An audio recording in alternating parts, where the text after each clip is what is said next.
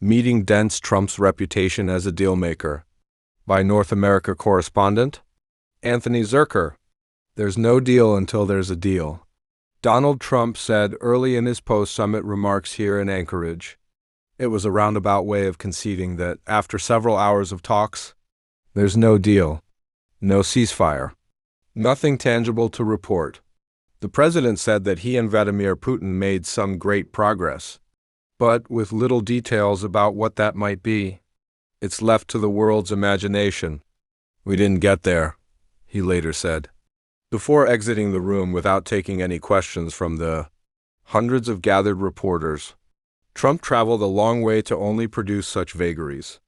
Even if America's European allies and Ukrainian officials may be relieved, he did not offer unilateral concessions or agreements.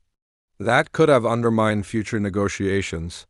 For the man who likes to tout himself as a peacemaker and a dealmaker, it appears that Trump will leave Alaska with neither. There are also no indications that a future summit that includes Ukrainian President Volodymyr Zelensky is forthcoming.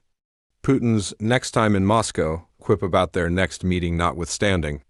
While Trump had less at stake during these negotiations than Ukraine or Russia, it still will put a dent in his domestic and international prestige after earlier promises that this meeting had only a 25% chance of failure. What's more, the president had to suffer the apparent indignity of standing silent as Putin started off the press conference that wasn't with extensive opening remarks. It was a marked difference than the normal routine in the Oval Office, when the U.S. president typically holds court while his foreign counterpart looks on without comment. While Alaska is American territory, Putin seemed more at home in what his officials liked to note was once Russian America before its 19th century sale to the U.S. that may eat at the American president over the coming days, as will press coverage that will present this summit as a flop. The big question now, one reporters were unable to ask on Friday, is whether Trump will decide to impose his much-threatened new sanctions on Russia as punishment.